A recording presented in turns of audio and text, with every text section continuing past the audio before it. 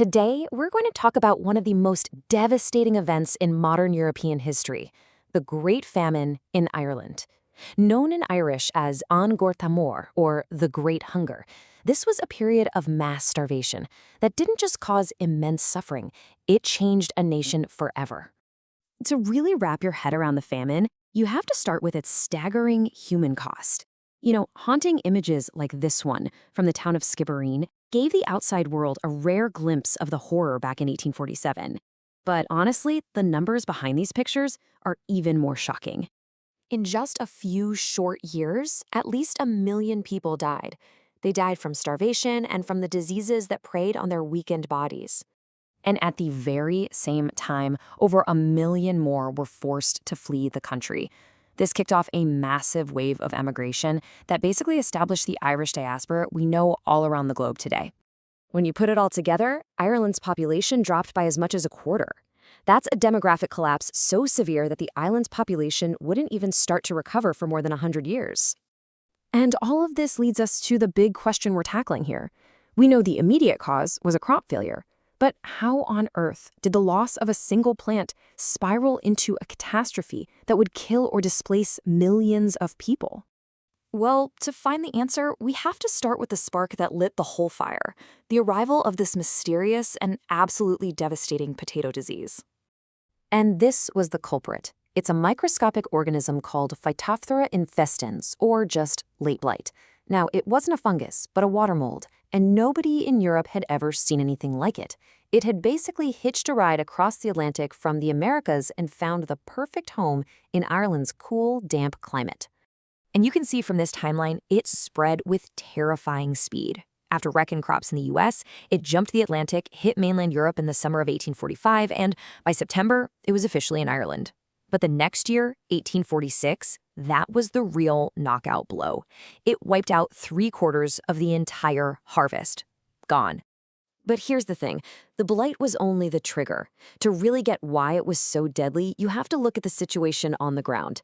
The truth is, the groundwork for this disaster had been laid for decades. Ireland was tragically and uniquely vulnerable. Think about this.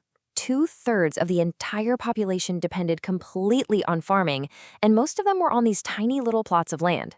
On a small patch like that, the potato was the only crop that could produce enough calories to feed a family for a year. And to make it all worse, pretty much everyone was growing the exact same kind of potato, the Irish lumper. This meant there was zero genetic diversity to fight off a new disease. It was a monoculture, just teetering on a knife's edge. And then you had this incredibly exploitative land system piled on top of it. Most of the land was owned by a small group of Anglo-Irish landlords, and a lot of them didn't even live in Ireland. They used these agents, or middlemen, to squeeze the highest possible rents out of their tenants. So the farmers had no security at all. They could be evicted for any reason, and if they built a better wall or improved their cottage, that improvement legally became the property of the landlord.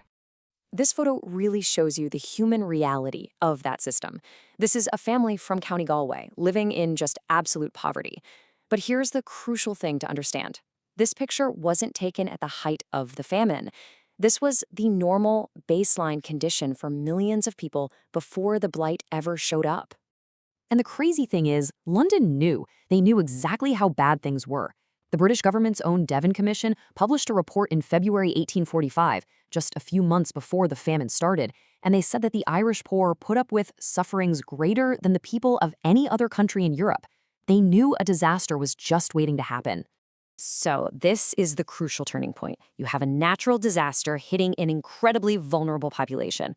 But it was the official government response, which was guided by a really rigid economic ideology, that turned a crisis into a full-blown catastrophe.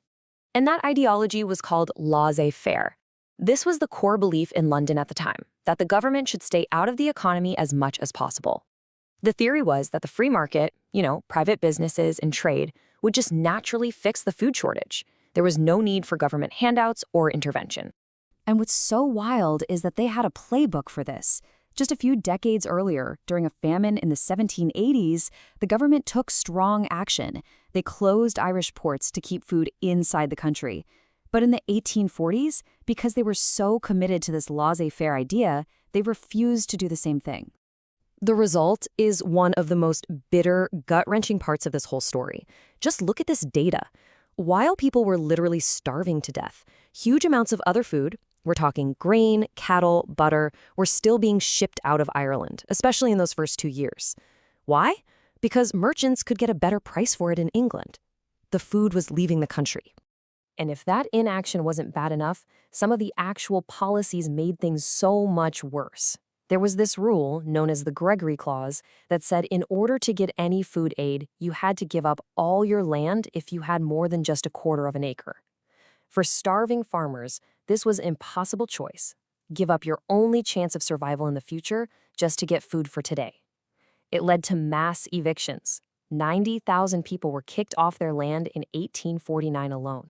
This whole experience led a lot of people, like the Irish nationalist John Mitchell, to a very stark conclusion.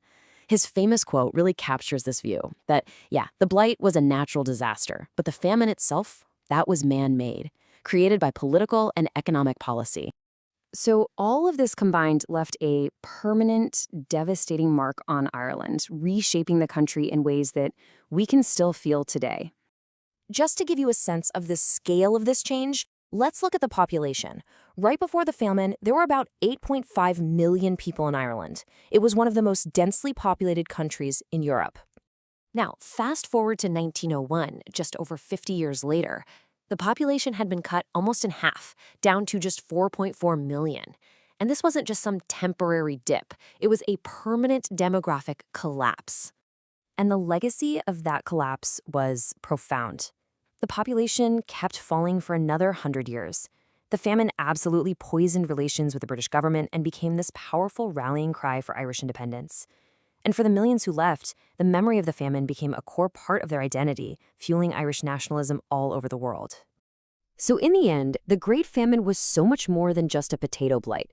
It was this complex tragedy, a perfect storm of biology, economics, and politics. And it leaves us with a pretty heavy question. What happens to a nation when one single event carves such a deep wound into its people, its memory, and its very landscape? The story of Ireland for the next 150 years is in so many ways an attempt to answer that.